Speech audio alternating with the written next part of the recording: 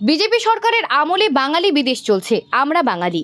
আজ এক সাংবাদিক সম্মেলন করে আমরা বাঙালি রাজ্য কমিটির সচিব গৌরাঙ্গ রুদ্রপাল অভিযোগ করেন যে বিজেপি সরকারের আমলে বাঙালি বিদেশ চলছে চরমে। তিনি অভিযোগ করেন বাঁচার তাগিদে সম্প্রতি কাঞ্চনপুর মহকুমার সুভাষনগর, কাশিরামপুর, আশাপাড়া ইত্যাদি ১৩টি গ্রামের ৫১টি বাঙালি পরিবারের ২১৭ জন পানিসাগরে পেকুছড়া গ্রামের বনের মধ্যে এসে আশ্রয় নিয়েছে। গত ৫ দিন ধরে তারা শিশু, বৃদ্ধ, বৃদ্ধা নিয়ে খোলা আকাশের নিচে অসহায়ভাবে থাকলেও অমানবিক প্রশাসন এখনো পর্যন্ত তাদের জন্য খাবারের ব্যবস্থা তো দূরে থাক, পানীয় জলের ব্যবস্থাটুকুও করেনি।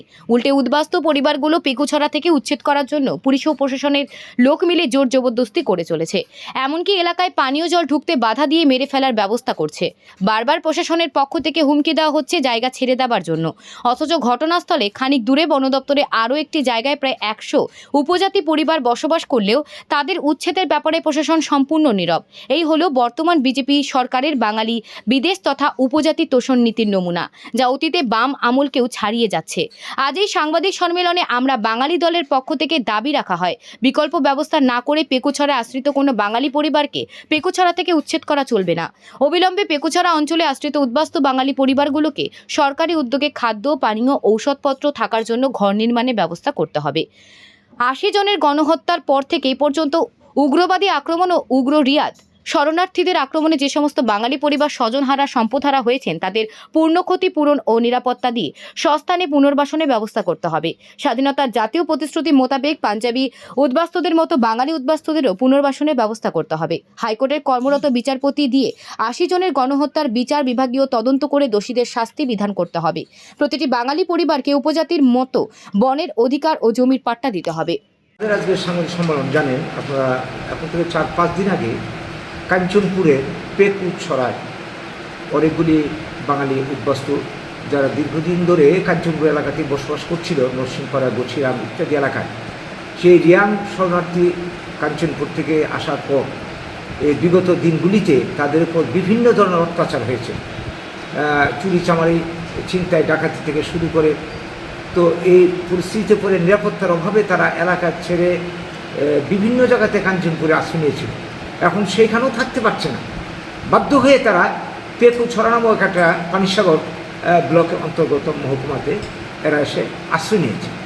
দেখা গেল কি আজকে ৫ দিন চলছে, সেখানে এখন পর্যন্ত মানে তাদের আশ্রয়ের ব্যবস্থা নেই। খোলা আকাশের নিচে থাকছে, তাঁবু টাঙিয়ে, ত্রিপল টাঙিয়ে, তারপর পানীয় জলের ব্যবস্থা নেই, খাদ্য দূরে থাক। প্রায় অনেকগুলি পরিবার, ২১৭ জন ৫১টি পরিবারের মধ্যে, এর মধ্যে শিশু রয়েছে, বৃদ্ধ, বৃদ্ধা। এই যে অবস্থা, এতদিন ধরে এরা এই অসহায় অবস্থায় আছে। দেখা গেল গতকাল না পরশুদিন প্রশাসন থেকে কিছু কর্তা ব্যক্তিরা গিয়ে তাদের সঙ্গে যোগাযোগ করেছে। যোগাযোগ করার মানে চাপ দেওয়া, বন দপ্তরের কর্মী আছে, চাপ দিয়েছে আপনার এলাকা ছাড়তে হবে, এলাকা ছাড়তে হবে। তো আমরা পাশাপাশি দেখলাম তাদের কাছাকাছি এলাকাতে প্রচুর, প্রায় ১০০-র মতো উপজাতি পরিবার দীর্ঘদিন ধরে এখানে বসবাস করছে, তাদের নিয়ে কোনো কথা নেই। অথচ তাদেরকে উচ্ছেদ অভিযানের জন্য তারা চাপ সৃষ্টি করছে। পানীয় জলটুকুর ব্যবস্থা না করে খাদ্যের ব্যবস্থা দূরে থাক, তারা এই ধরনের চাপ সৃষ্টি করছে। পানীয় জল আনতে চাইছে, স্থানীয়রা গিয়ে পানীয় জল আনতে দিচ্ছে না। এটা কী ধরনের অমানবিক আচরণ? আমরা দীর্ঘদিন ধরে লক্ষ্য করছি এই ত্রিপুরাতে এই রিয়াং শরণার্থী আগমনের পর আজকে তাদেরকে এই রাজ্যে ৬০০ কোটি টাকার প্যাকেজ দিয়ে পুনর্বাসনের ব্যবস্থা করা হবে। কোথায় ওরা মিজোরামের লোক মিজোরামে পাঠাবে তা না করে ত্রিপুরাতে পুনর্বাসনের ব্যবস্থা করলো, এবং প্রত্যেকটা দল, শাসক বিজেপি থেকে শুরু করে বিরোধী সিপিএম, কংগ্রেস এবং মথা উঠে পড়ে লেগে তাদের পুনর্বাসনের ব্যবস্থা করলো। আর এই রাজ্যের যারা স্থানীয় মানুষ, স্বাধীনতার পর, ভারত মুক্তির পর থেকে ত্রিপুরার যারা এখানে থাকছিল, দীর্ঘদিন বসবাস করছিল, তারা নিজের জায়গা জমি বাড়িঘর থেকে উঠছে, তাদের পাশে কেউ নেই, কোনো দল নেই, আমরা বাঙালি বাদ দিয়ে। এটা কী ধরনের অমানবিক আচরণ? এই যে তুষণ নীতি, উপজাতি তুষণ নীতি, উগ্রপন্থী তুষণ নীতি আমরা সিপিএম আমলে দেখেছি, এখন বিজেপি আমলে তার চেয়ে আরও বেশি মাত্রায় চলছে। কেউ নেই বাঙালির পাশে। এটা আর কতদিন চলতে পারে? এই বাঙালির উপর এই ধরনের বিমাতৃসুলভ আচরণ স্বাধীনতার পর থেকে যেটা চলছে, এটা আর কতদিন চলতে পারে? এটা আমরা আর সহ্য করবো না, অনেক হয়েছে।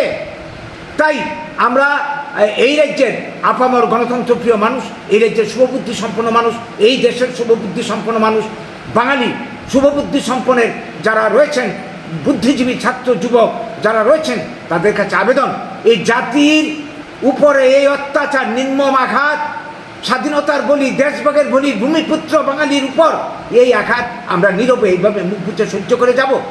এই ধরনের আত্মবিস্মৃতি আর কতদিন চলবে? কাজেই আমরা দাবি করছি, আমরা আহ্বান করছি, আপনারা জাতিটাকে বাঁচান, আপনারা এগিয়ে আসুন। আপনারা এগিয়ে আসলেই, আপনাদের সহযোগিতা পেলেই আমাদের এই যে আন্দোলন, আমাদের যে বাঁচার অধিকার রক্ষার আন্দোলন সফল হবে। আজকে আমরা 6টা দাবিকে সামনে রেখেছি। 1 নম্বর, বিকল্পে ব্যবস্থা না করে পেকুছড়া আশ্রিত কোনো বাঙালি পরিবারকে সেখান থেকে উচ্ছেদ করা চলবে না। যাবে কোথায়? এদের আর কোথাও জায়গা নেই।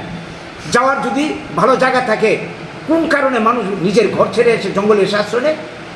2 নম্বর দাবি, অবিলম্বে পেকুছড়া যারা আশ্রয় নিয়েছে তাদের খাদ্য, পানীয় জলের ব্যবস্থা, ওষুধপত্র এবং থাকার জন্য ঘর নির্মাণের ব্যবস্থা করতে হবে। 3 নম্বর, 80 জনের গণহত্যার পর থেকে এই অবধি যে সমস্ত বাঙালি পরিবার স্বজন হারা হয়েছে, সম্পদ হারা হয়েছে, গৃহ হারা হয়েছে, নিরাপত্তার অভাবে বাড়ি ঘরে ফিরতে পারছে না, তাদেরকে আর্থিক ক্ষতিপূরণ পুনর্বাসন দিয়ে তাদের সস্থানে থাকার ব্যবস্থা করতে হবে। এটা আমাদের আগেরও দাবি। 4 নম্বর দাবি হচ্ছে আমাদের যে প্রত্যেকটা বাঙালি পরিবার যারা উদ্বাস্তু হয়েছে, থাকার জায়গা নেই, তাদেরকে, উপজাতিদেরকে যেভাবে বনের অধিকার দেওয়া হয়েছে, জমির পাট্টা দিয়ে তাদের বসবাসের জায়গা করে দেওয়া হয়েছে, কেন বাঙালিদেরকে দেওয়া হবে না? বাঙালি কি এই দেশের নাগরিক নয়? সংবিধানের অধিকার সবার জন্য সমান যদি হয়, বাঙালির জন্য কেন এই অবিচার করা হবে? আমরা দাবি করছি বাঙালিদেরকে এটা দিতে হবে। 5 নম্বর দাবি, আমরা চাই স্বাধীনতার পর থেকে এই যে উদ্বাস্তু পাঞ্জাবি যাদেরকে পুনর্বাসন এই দেশে দেওয়া হয়েছে, ক্ষতিপূরণ দেওয়া হয়েছে, তাদের মতো পুনর্বাসন আজও বাঙালিরা পায়নি। দাবি করছি আমরা তাদের পুনর্বাসন দিতে হবে। শেষ দাবি আমাদের, যেটা 80 জনের গণহত্যার যারা বলি হয়েছিল, যাদের চক্রান্তে এই যে উগ্রবাদী তৎপরতা, এই উগ্রপন্থা দলের জন্ম হয়েছিল, এই চক্রান্তের জাল ভেদ করার জন্যে আমাদের যে পুরনো দাবি যে গণহত্যার বিচার বিভাগীয় হাইকোর্টের একজন কর্মরত বিচারপতিকে দিয়ে তদন্ত করে দোষীদের শাস্তির ব্যবস্থা করতে হবে। এই 6টি দাবি নিয়ে আজকের আমাদের এই সাংবাদিক সম্মেলন। আপনাদের মাধ্যমে আমাদের এই বার্তা সরকারের দৃষ্টিতে আনতে চাইছি এবং এই রাজ্যের, এই দেশে গণতন্ত্রপ্রিয় মানুষের দৃষ্টিতে আনতে চাইছি। জাতি এই দুর্দিনে আমরা সবাই সহযোগিতা চাইছি জাতির অস্তিত্ব রক্ষার আন্দোলন। নমস্কার। কোনো ধরনের আন্দোলন করবেন কি? হ্যাঁ, এই বিষয় নিয়ে কোনো ধরনের আন্দোলনে আমরা আজকে শুরু করলাম। আমাদের স্থানীয় প্রতিনিধি যারা রয়েছে কাঞ্চনপুরের, এর মধ্যে ওরা দেখা সাক্ষাৎ করেছে, ওরা ডেপুটেশন থেকে শুরু করে আমরা যা গণতন্ত্র মতে করার আমরা আন্দোলন আমরা শুরু করব, শুরু অলরেডি আমরা করে দিয়েছি।